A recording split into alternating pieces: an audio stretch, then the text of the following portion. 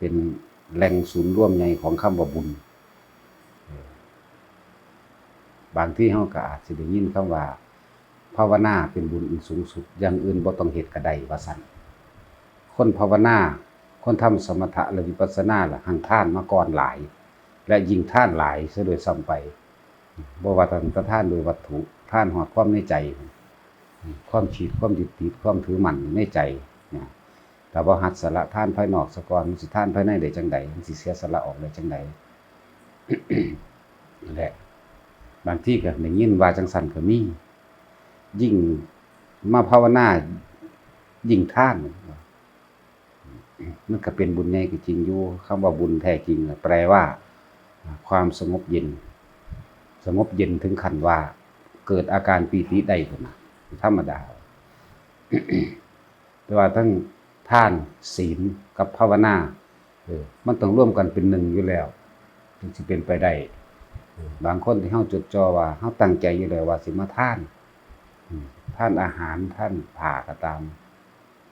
ที่อยู่อาศัยหรือยารักษาโรคก็ตามที่เขาตั้งใจว่าสิได้ให้สิได้ทานท่านด้วยการดับทุกข์ดับความกระวนกระวายในใจของเจ้าของเองจดจ่ออยู่กับว่าสิได้ทานในมื้อนั้นพอแต่ได้ให้ไปปั๊บบ่มีความหวังในการปรารถนาอยากได้อยากดีอยากมีอยากเป็นอีหยังบ่ได้เอิ้นว่าทานแลกของหรือทำบุญแลกของเนี่ยพอแต่เขาได้พระรับปึ๊บรู้สึกว่าปลื้มขึ้นทันทีเลยก็มีจนถึงขั้นน้ำตาไหลพุ่นล่ะสะอึกกึกขึ้นมาทันทีบุคคลผู้เป็นลักษณะนั้นได้แล้วนะ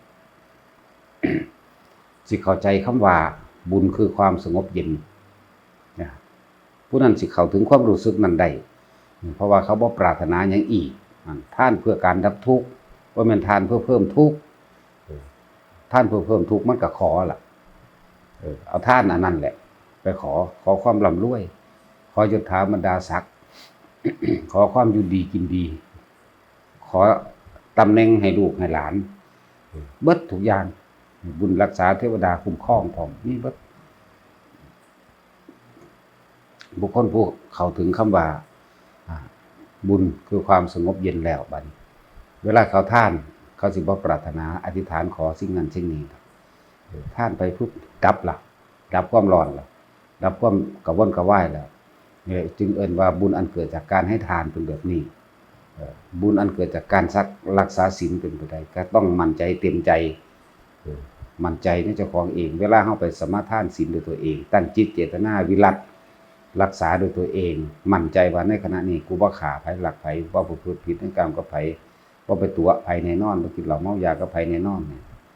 ถ้าเฮานึกถึงขั้นว่าปลื้มจิตได้คือกันนั่นมันก็ดับล่ะ นั่นแหละจังว่าถ้าเฮาบ่มาฟังเรื่อยๆบ่มาเทียบบ่มาเปรียบอยู่เรื่อยๆแล้วก็มาภาวนาไว้พร้อมเนี่ยสิบ่เข้าใจดอกถ้าผู้มาฟังมาเปรียบมาเทียบมาภาวนาไปนำสิเห็นผลของมันเองแล้วจังว่าคนที่ทำสมถะและวิปัสสนากรรมฐานเอิ้นรวมๆว่าภาวนาคือบุญใหญ่นั่นน่ะถึงมันสิเป็นมันเห็นความสงบอันสูงสุดได้เร็วอยู่หรือว่าคนที่มาภาวนาอยู่เรื่อยๆถ้าเกิดว่าบ่ถึงพระนิพพานเด้บ่ให้ทานไว้สิเอาหยังกินก็เป็นธรรมดาแนวนั้นแต่ว่าเฮาบ่ได้อธิษฐานขอในสิ่งที่เฮาทานไปแล้วในวัตถุสิ่งของเป็นแลกสิ่งนั้นแลกสิ่งนี้ดอกถือว่ามันเป็นผลตกค้างมันสิตกค้างเป็นของมันเองดอกหน้ายิ่งมีอานิสงส์มากเพราะว่าเฮาบ่ได้ไปตัดกำลังบุญเป็นจังไดตัดกำลังบุญท่านน่ะตัดกำลังบุญมันเอาความอยากได้ไปแลกสิ่งนั้นแลกสิ่งนี้อธิษฐานขอสิ่งนั้นสิ่งนี้บุญเลยบ่เกิดบุญบ่เกิดความสงบบ่เกิดความเย็นใจบ่เกิดความปลื้มปิติในท่านบ่เกิดเพราะว่าเอาสิ่งของเหล่านั้นที่มาท่านนั่นมาแลกสิ่งนั้นแลกสิ่งนี้จิตใจแล้วบ่สงบใครควรหาแนวสิขอจังนั้นไล่ไปเบิดเอาโลดไล่ยศถาบรรดาศักดิ์ให้ลูกให้หลานไล่การงานให้ลูกให้หลานอธิษฐานขอสิ่งนั้นสิ่งนี้ขอเป็นนั่นเป็นนี่ได้นั่นได้นี่นั่นแหละบุญบ่เกิดบุญแปลว่าหยังความสงบเย็นมันสิเกิดได้จังไดมันค่าคิด คิดอยากได้ฉะนั้นต้องเข้าใจทุกคนที่มาท่านก็ดับทุกข์ได้ถึงพระนิพพานได้คือกันละนาท่านอันใดที่ประดับด้วยจิตอันเป็นเครื่องปลื้มจังสิท่านไปโดยบ่ต้องไปขอหยังมันเป็นของมันเองดอกอันนั้น คิดเบิ่งดีๆผู้ท่านเราขอมีแต่ความเร่าร้อนกระวนกระวายทั้งนั้นผู้ท่านบ่ขอแล้วดับไปเลยเงียบไปเลยเป็นจังซั่น นั่นแหละจังว่าคำว่าบุญน่ะแปลให้มันเป็นแปลให้มันดีบ่แม่นพิธีบักใหญ่ๆแขกคนมาหากินงานเลี้ยงเจ้าของหลายๆแบบนั้นนั่นก็ไปจัดเลี้ยงต่างหากถ้าขีนบ่ได้ไปจัดเลี้ยงต่างหากไปจัดหมอลำต่างหากแต่ว่าเวลาถ้าสู่พิธีในการที่ทำบุญอุทิศหาบิดามารดาปู่ย่าตายายนี่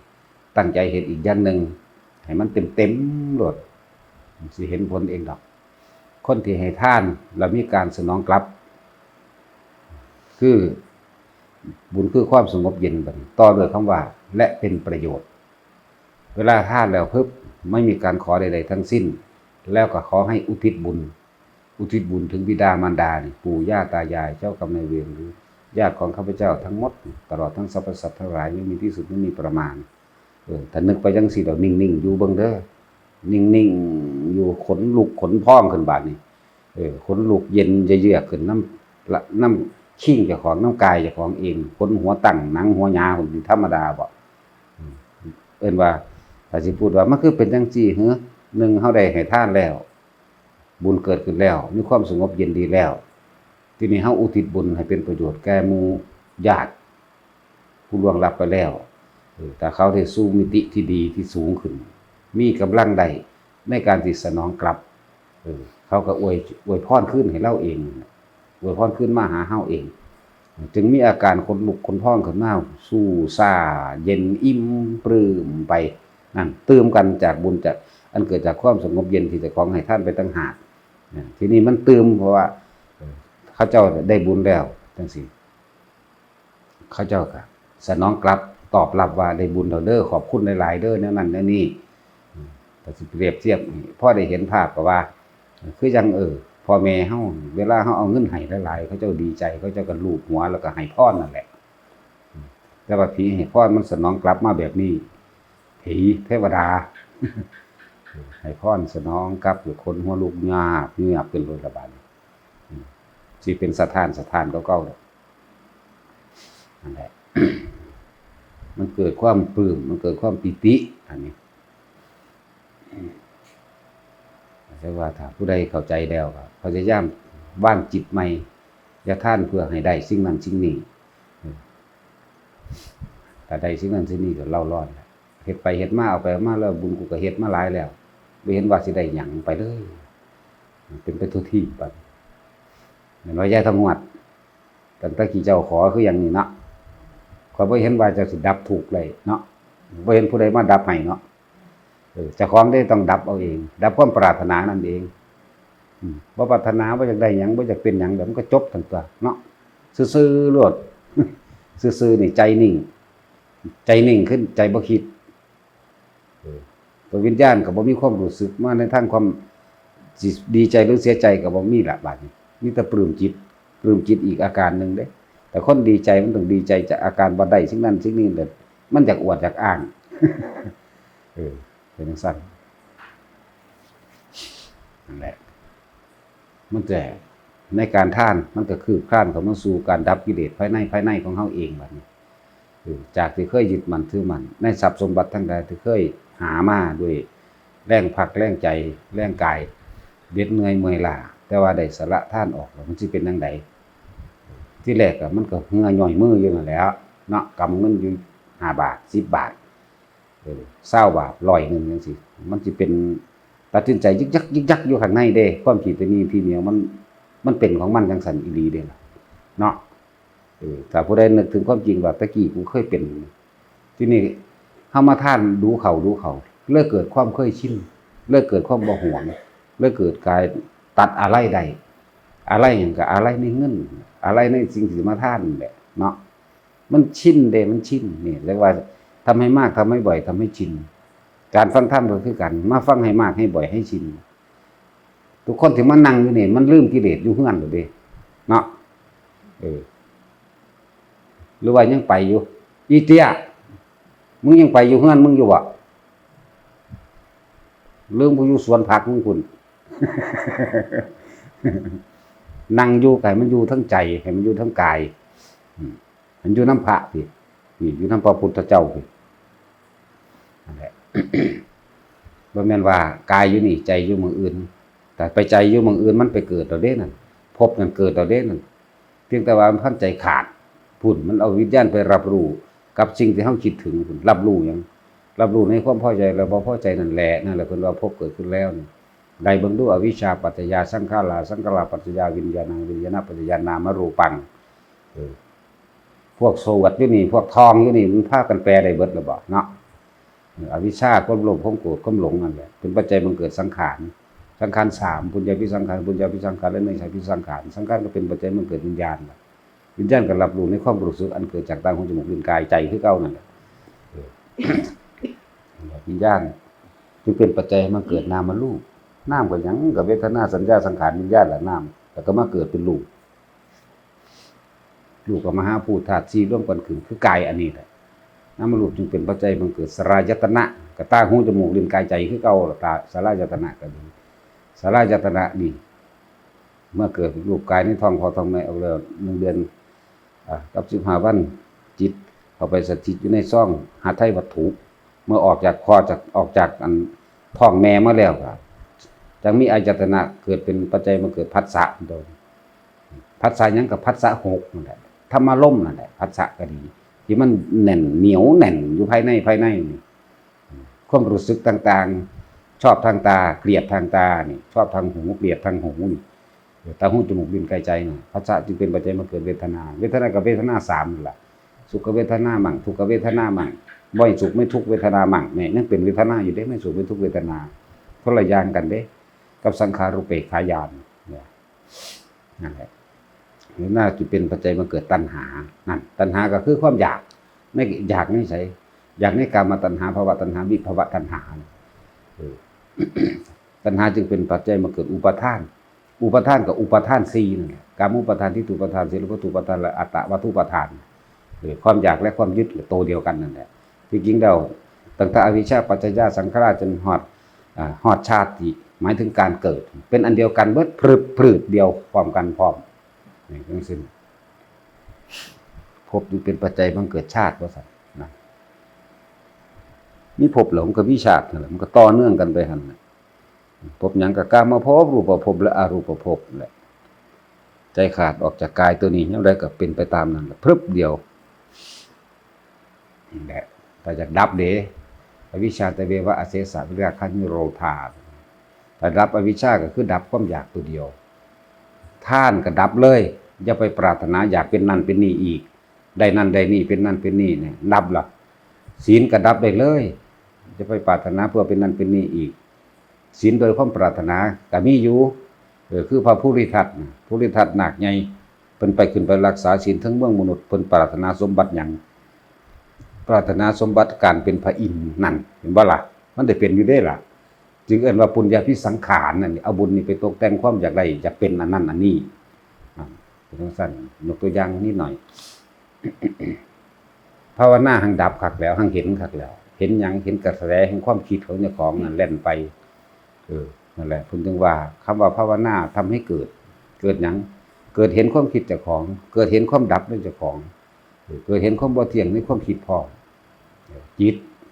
เป็นผู้คิดผู้ปรุงผู้แต่งผู้แสดงมาจิตกับผู้รู้กันเดียวกันนั่นแหละมันรู้เบิดอันนั้นไม่ผิดได้ถูกแต่ว่ามันสิปล่อยในสิ่งที่รู้หรือบ่ปล่อยเท่านั้นเองสั่นภาวนาเพิ่นถึงว่าเป็นสิ่งที่ทำให้เกิดขึ้นทำให้เห็นได้คำว่าภาวนาเห็นนี่แหละเห็นความคิดของเจ้าของเองความคิดก็บ่เที่ยงจิตก็บ่แม่นของเฮาเด้เนาะตัดสินหรือแม่นอยู่บ่ แต่ว่าให้มึงคิดอย่างเดียวเด้อนี่มึงจงคิดอยู่จังซี่มันก็บ่คิดเด้ล่ะมันก็ไปเรื่องนั้นไปเรื่องนี้ไปหาเรื่องนั้นเรื่องนี้ผู้นั้นผู้นี้ทั้งคนและสัตว์สิ่งของต่างๆนานามันไม่เที่ยงแบบนั้นเองวันนี้น้อมเข้ามาสำหรับบุคคลผู้ถึงความสงบแล้วแม้กระทั่งว่าแม้สิชำนาญในการ ปฏิบัติจิตสงบดับลงแล้วผ่านอาการปิติเขาเห็นปฏิภาคนิมิตต่างๆก็สร้างเห็นก็ให้มันสักแต่ว่าเห็นซะบ่ต้องไปปรุงแต่งว่าเคยเป็นนั่นเคยเป็นนี่เกิดเป็นนั่นเป็นทั้งสั่นทั้งสี่สักแต่ว่าเห็นแน่นิมิตที่เฮาเห็นนั่นมันก็เป็นของบ่เที่ยงคือกันบ่ได้เห็นแต่เรื่องเดียวมื้อนี้ภาวนาเห็นแบบนี้มื้ออื่นมาภาวนาเห็นอีกแบบนึงมื้อว่านมื้อซื่นภาวนาไปเห็นอีกแบบนึงแน่บ่ควรถือเอาเด้เพราะทางปฏิวัติสัพเพธัมมานารังอภินิเวสาวะทำทั้งหลายคือเหตุเกิดทั้งหมดอิหยังที่เกิดขึ้นแล้วทั้งหลายเนี่ยเป็นของบ่เที่ยงแท้แน่นอนเป็นของดับไปทั้งสิ้นอันบุคคลทั้งหลายไม่ควรเข้าไปยึดมั่นถือมั่นนั่นแต่ยึดมั่นถือมั่นมันก็คิดมันก็ปรุงมันก็แต่งมันก็เกิดความรู้สึกในความพอใจและไม่พอใจพบก็เกิดขึ้นคือเก่านั่นสั่นฉะนั้นดักเอามันเลยดักความคิดนี่แหละดักดูๆเดี๋ยวมันก็ท่านเองหรอกจับเอาความคิดนี่ในความรู้สึกของบุคคลที่คิดบุคคลที่เข้าถึงการรู้สึกถึงการดับความคิดได้แค่รู้ปั๊บมันเศร้าโลดเด้ดังนั้นเป็นคำอธิบายขยายความเพื่อเกิดความเข้าใจอยู่ที่หยุดให้แม่มึงสิคิดไปหยังนี่แค่คำเว้าเด้นี่ผู้รู้ท่านแล้วนี่พอแต่นึกปั๊บมันสิรู้ทันทีปั๊บดับปั๊บโลดความรู้สึกนั้นบอกเองขาดสูญสิ้นจากสิ่งใดสิ่งใดความรู้สึกบอกเองตัวเจ้าของบ่ได้ดอกอันความรู้สึกนั่นถึงสิปากว่าบ่คิดถึงได้หลานนั่นอันนี้นะมันวาดภาพไปเกิดพอแห้งแล้วมันวาดภาพไปเป็นภพเป็นหยังไปแล้วแหละให้รู้เท่าทันมันรู้เท่าทันความรู้สึกนึกคิดแต่ของให้มันทันเองเพิ่นจึงว่าสติคำว่าสติเป็นสิ่งที่กว้างขวางมากโหอยู่ธรรมดาสติแปลว่าระลึกจังสิระลึกถึงหยังแน่แล้วมิจฉาสติก็มีเด้บ่ว่าแต่ว่าสัมมาสติเด้คิดถึงแนวบ่ดีมิจฉาสติคิดถึงผู้จะฆ่าผู้นั้นจะฆ่าผู้นี้นั่นแหละมิจฉาสติไปเลยบ่เป็นทางความสงบว่าซั่นมันจะเกิดอีกอยู่ว่าตาจุ้ยเอาไปคือห่วงเมียคักแต่สัตว์บ่นั่นแหละอันเกิดอันที่ว่าตั้งแต่กินอันหยังมื้อนั้นกินหยังกินน้ำมันมักเมาหรือกิน หรือกินน้ำยังซิมปุ๊บเข้าไปคิดฮอดได้ล่มจากให้เมียกินน้ำว่ามันแซ่บเพิ่นว่าเนาะความคิดเด้นี่สิบอกให้เด้ความคิดและความรู้สึกมันเป็นจังซั่นแต่ว่าเจ้าของบ่ทันเองว่าบ่ครับมันบ่ทันเด่นกินปุ๊บเพิ่นสิจ้องไว้กินถ้าแม่สิไปจ้องไว้เขาเฮ็ดหยังก็ดีว่าเพิ่นน่ะค่อยดึงใส่พวกเจ้าออกมาปานนี้พวกเจ้ายังบ่คิดพออยู่บ่เนาะแต่ของบ่ได้คิดพอได้ว่ากูเป็นจังซั่นอีหลีนี่เรียกว่าล่ะถ้าบ่ว่าสอบบ่ย้ำบ่เตือนนี่บ่ฮู้มืออีหลีเด้มันขนาดนั้นเด้ดึงหัวใจมาให้เบิ่งคักๆบอกความรู้สึกบอกความคิดที่เจ้าของคิดเพิ่นไปเดี๋ยวรวดไปแล้วบ่ได้ทันเด้เฮาเป็นผู้อยู่หั่นเลยกินถ้าแม่นสิไปจ้องไว้เขาเฮ็ดจังนั้นเฮ้ยดอกปานนั้นยังบ่ทันได้เข้าใจได้ว่าเจ้าของเป็นจังซั่นจักว่าล่ะนั่นพบได้เกิดขึ้นแล้วจักว่าตายปั๊บในขณะเป็นคิดจังซั่นมีความรู้สึกจังซั่นก็ไปยืนอยู่ใกล้ๆแล้วนั่นแหละจักว่าล่ะหังจะคิดได้ว่าสิได้อยู่นำลาวอาจสิเป็นขี้เกียมก็ได้อยู่แถวเข้าขี้เกียมเข้าไปได้ไข่ขี้เกียมมั่งไข่แมงมุมมั่งดีบ่ดีไข่งูว่าหมู่นั่นแหละไข่กับแจ้มั่งมีเบิดนั่นแหละคำว่าหลงแปลว่าล่ะ มันได้อยู่ใกล้ๆแล้วมันคิดว่ามันสิซอยเหลือนั่นนี่ได้อยากถามเขาที่มันคนละมิติกันละติว่านี่มันก็จับเขามันก็ว่างดิซั่นแหละเห็นใครอันใดอันหนึ่งในซ่องหัวใจเป็นตาอยู่ตัวมันเป็นของล่วงอย่างนี้เด้มิติแห่งการเกิดเป็นจังซั่นเป็นองค์เติงบักใหญ่เป็นตาซอยเหลืออีหยังกันได้เป็นตามันก็วึบเข้าไปโลดแล้วแบบเดียวนึงเด้อความคิดมันวึบเข้าไปนั่นเด้อมันบ่ไปนั่งซึ้งอยู่จังซี่เด้บ่แม่นนั่งซึ้งเข้าดีบ่เข้าดีมันบ่แม่นจังซั่นเด้แค่ว่าอุ้ยนั่นแต่กูมันเข้าไปทันทีแล้วเด้คือความคิดทั้งหลายแหละมันเร็วหรือบ่เร็วซั่นคิดฮอดบ้านมันรู้ไผก็ดีมันทันดอกถึงล่ะปั๊บทันทีขนาดนั้นเด้เร็วขนาดนั้นแหละยังสิสู่ใจได้เลยนี่ถึงว่าเฮาสิทำลายบ้านสักหลังนึงถ้าเฮาคิดว่าเป็นไฟใหม่พึบหลอนเลยก็ได้เนาะถ้าเฮาสิไปมางอยู่ก็หลายมื้อเติบเด้สิว่าสิมางได้คนผู้เดียวนี่เผาโลกก็ได้จะใช้ความคิดนี่อำนาจแห่งความคิดบ่ โลกนี้เฮากำเขาในมือนี่ขยี้แหลกเป็นผุยผงก็ยังได้นี่คืออำนาจแห่งความคิดมันเร็วขนาดนั้นแต่ว่าเจ้าความจริงก็สิไปทำหมู่ไล่โลกจะเอาหมกจกขุดไปไว้ไส มันก็กองไปพุ่นมันก็กองไปพี่อยู่คือเก่าอยู่ขนาดนั้นถ้าคิดถึงดวงจันทร์ที่มันเคยเต็มดวงถึงปรับล่ะนั่นภาพในใจมันมีไหมภาพมันติดไว้ง่ายบ่เร็วบ่แบบมาขนาดนั้นนั่นแหละถ้าการเกิดนั่นน่ะพยายามดับความคิดตัวนี้ให้มันทันมันไวมึงสิคิดไปหยังความรู้สึกมันบอกปุ๊บมันกำลังสิเคลื่อนปุ๊บนี่หยุดกึกก่อนบอกเองตัวนี้นั่นสั่นเฮาเว้าเอาแตะหม่องมาเลยเด้นี่สำหรับบุคคลที่บ่อาจสามารถรักษาศีลได้ปล่อยไปซะก่อนแต่ว่าขอให้นึกตึกตรองอยู่เฉพาะพระพุทธพระธรรมพระสงฆ์เท่านั้นผู้ใดถึงพระพุทธพระธรรมพระสงฆ์ได้ผู้นั้นก็ใกล้พระนิพพานนาแม้นศีลบางข้อบางอย่างมันบ่อาจสามารถสิบริบูรณ์ได้บ่ถืออย่างอื่นเลยทำตามนี่อย่างเดียวนี่นึกถึงพุทธธรรมสงฆ์อย่างเดียวน่ะการระลึกนึกตึกตรองอิหยังก็สร้างหมุนเข้ามาเฉพาะพระพุทธเจ้าพระธรรมมั่งสงฆ์มั่งนี่หมุนก็อยู่นี่มันสิไปไสวะเว้นไว้แต่อนันตริยกรรมด้วยล่ะคนที่ถือพระพุทธพระธรรมพระสงฆ์ระลึกนึกถึงอยู่ตลอดเนื่องระลึกนึกถึงอยู่ตลอดซุมื้อบ่คิดถึงสิ่งอื่นเลยในการที่ว่าสิมาคุ้มครองตนใดมีทางปล่อยมนุษย์และเทวดาเท่านั้นแหละเข้าใจว่าตาโอบัดนี่แล้วก็นึกเอาที่อย่ามาถามแล้วบัดนี้ด่าได้บาดนี่หรือว่าด่าไปแล้วก็บ่รู้ล่ะด่าลวงหน้าไปแล้วนึกตึกตองเอาอยู่ท่านให้พระพุทธพระธรรมพระสงฆ์นั่นสิไปใส่ตัวนี้พระพุทธเจ้าเป็นผู้ตรัสรู้ชอบโดยพระองค์เองแบบใดเป็นที่น่าอัศจรรย์แบบใดก็นึกไปที่อุ้ยเพิ่นเป็นไดบ่คือคิดออกแนวจังซี่คำสอนแบบนี้ก็คิดไปที่เป็นคู่ของมนุษย์และเทวดาเพิ่นคือคิดออกเพิ่นฮู้จักได้จังได๋ปฏิจจสมุปบาทสายการเกิดสายการดับนั่นเพิ่นคิดได้จังได๋เป็นที่อัศจรรย์ใครควรตึกตองไปอยู่ในหันมันตายอยู่ในหันไปสวรรค์มันเด้ล่ะมันเลยคือคิดฮอดงัวเด้คิดฮอดงัวตายมันจังสิไปเป็นเหางัวก็บ่ฮู้เด้อันนี้เนาะอย่าลมไปเป็นเหางัวเด้อไข่มันเต็มอากลากอยู่น้ำขนเข้าวับอยู่เด้สิบอกเป็นจังซั่นบอกว่าความลับสุดยอดคือการดับความคิดนั่นแหละนั่นอื่นๆมันสิบ่ทันบริสุทธิ์ทั้งเบิดก็สร้างมันดอกอันนั้นคนสมัยเก่าโบราณสมัยฟังธรรมพระพุทธเจ้าฆ่าคนตูมๆอยู่มาฟังธรรมเป็นอรหันต์อึดอยากหยังว่าเนาะแม่นบ่ล่ะแต่ว่าบ่ให้ไปเฮ็ดแบบนั้นเด้ล่ะ บ่ได้ให้ไปเฮ็ดแบบนั้นเด้มันชินอันนั้นคือมันบ่ทันได้มีหยังเกิดขึ้นเพิ่นมาเปลี่ยนความคิดเห็นแป๊บเดียวเท่านั้นเด้เพิ่นแสดงธรรมนี่ให้เกิดความคิดเห็นเด้เมื่อเกิดความเห็นออกมาเปลี่ยนแปลงปึ๊บตะกี้บ่รู้ฆ่าสัตว์บูชายันเพื่อแลกให้ตัวเองได้ไปสวรรค์นะเป็นซั่น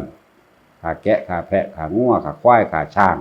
ฆ่าม้าฆ่าแม้กระทั่งคนสัมบูชายันธรรมดาเพื่อสิแลกให้เจ้าของไปสวรรค์ตั้งที่คำสอนพุทธเจ้าท่านได้เกิดเขาก็เฮ็ดไปตามด้วยความไม่รู้นั่นเองพอแต่เพิ่นมาเทศนาแสดงธรรมในอริยสัจ4แสดงธรรมครั้งแรกปัญจวัคคีย์ตั้งหากบรรลุโสดาบันผู้เดียวนึงพระอัญญาโกณทัญญาแต่ว่าเทวดาบรรลุ18โกฏเพิ่นน่ะ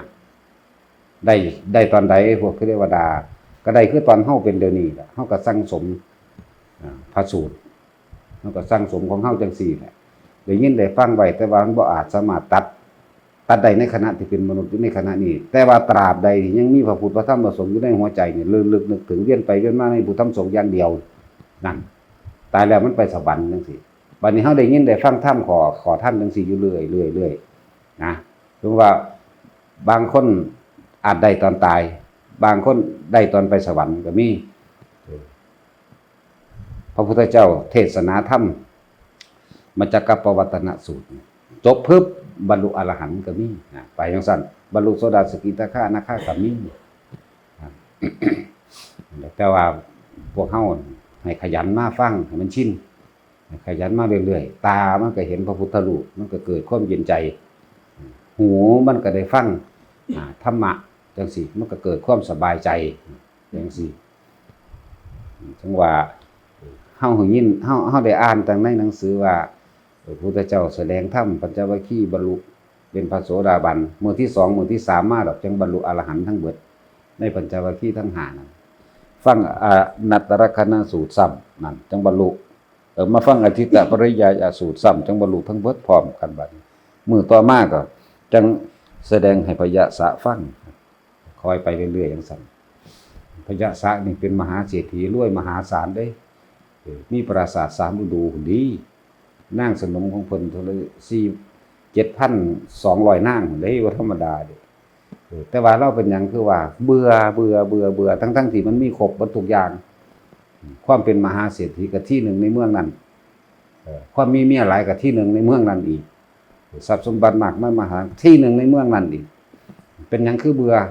กูยังเบื่ออยู่กูก็ยังทุกข์มันเบื่อแบบโลกท่านแม่นเบื่อนั่นเพราะว่ามันฟังธรรมพุทธเจ้าล่ะอนุภูพิกถามันแสดงเรื่องทานและอานิสงส์ของทานซะก่อนศีลและก็อานิสงส์ของศีลแล้วก็เนกขมะอานิสงส์แห่งการบวชเนี่ยจิตใจน้อมลงแล้วเพื่อเพิ่นก็แสดงอริยสัจ4บรรลุล่ะนั่นแหละอนุภูพิกถาเป็นแบบนี้พระพุทธเจ้าองค์อื่นๆทางแสดงธรรมบรรลุนับประมาณไม่ได้พุ่นเด้เพิ่นบ่ค่อยแสดงธรรมดูซุมื้อคือพระโคหลมปานใดเด้พุทธเจ้าองค์อื่นๆนั่น5,000 ปีแสดงทีนึงก็มีเรื่องสั่นแต่ว่าบรรลุประมาณบ่ได้พวกเฮาถ้าระลึกนึกถึงเวียนไปเวียนมาเอาเฉพาะพระพุทธพระธรรมพระสงฆ์มันสิทำบาปว่ามันอื่นก็ว่างลืมมันไปซะก่อนจะไปคิดถึงมันในอดีตที่ผ่านมาแต่ว่าในข้างหน้าก็พยายามที่หลีกเลี่ยงให้ได้นั่นแหละบางคนก็ได้ขณะที่ใจสิขาดบางคนก็ไปได้ตอนที่เป็นเทวดาเป็นจังซั่นเพราะเคยสงสัยว่าเทวดาคือบรรลุหลายแท้มีผู้ใดหาเหตุผลลึกเข้าไปได้เชิงลึกอยู่บ่เทวดาเหล่านั้นคือมาบรรลุธรรมหลาย18โกฏเอาโลดมนุษย์บรรลุผู้เดียวโสดาบันพันยากลทัญญานั่นเขาได้มาจังได๋เทวดาคือบรรลุได้ก็เพราะว่าเขามาสั่งสมธรรมคำสั่งสอนของพระพุทธเจ้าไว้ตอนนี้แหละคือพวกเฮาเป็นอยู่ตอนนี้แหละแต่ว่าสะสมตอนนี้บ่มีทางว่าสิได้อยู่ซื่อๆเสียไปมันได้ไปเป็นเทวดาบ่มีทางก็แล้วกันนาบ่ฮู้จักให้ทานบ่ฮู้จักปาจิตบ่จักฟังธรรมบ่จักวิธีวางจิตบ่จักวิธีคิด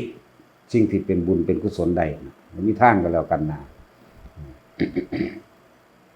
แล้วก็บุพกรรมของคนฆ่าหมูบุพกรรมของคนฆ่างัวในเมืองนั้นฆ่าแพะในเมืองนั้นนี่โอ้ยเยอะแยะมากมายที่บ่ทันได้นำออกมาเว้าแล้วแต่มันสิคิดพอมันพุ่งออกมาให้เว้าก็เว้ากลับไปบ้านแต่ละคนก็สมาทานศีลเอาผู้เอาศีล8กับ8ผู้เอา5กับ5ตั้งจิตตั้งใจแล้วก็ให้มั่นใจว่ามันเป็นของบริสุทธิ์แล้วในขณะที่เฮาตั้งจิตเมื่อตั้งแล้วเจตนาสมาทานแล้วตลอด4ชั่วโมง5ชั่วโมงก็แล้วแต่ตั้งแต่บัดนี้เป็นต้นไปจนถึงที่สุดข้าพเจ้าจะตื่นนอนหรือเอา5ชั่วโมงจนกว่าจะถึงเวลา 5:00 หรือ 6:00 นกำหนดไว้อย่าเสียสัจจะคนบ่มีสัจจะจะคิดว่าสิพบพระนิพพานก็แล้วกันบ่มีทางต้องมีสัจจะในตัวเองต้องเป็นคนซื่อสัตย์กับตัวเองตั้งใจมุ่งมั่นในสิ่งที่กระทำอธิษฐานไว้ตั้งจิตไว้คือกันมีสัจจะพร้อมรักษาทั้งสัจจะรักษาทั้งอธิษฐานที่เจ้าของอธิษฐานสมาทานศีลด้วยตัวเองตั้งจิตเจตนาขึ้นมาด้วยตัวเองมันก็เป็นของมันน่ะถ้าตายในขณะหลับศีลเป็นพื้นฐานเครื่องรองรับไปเกิดในสวรรค์และมนุษย์แค่นั้นเด้แค่นั้นเด้แล้วก่อนเป็นจังซั่นอย่าไปเฮ็ดเอาพ่อเมื่อสาธุ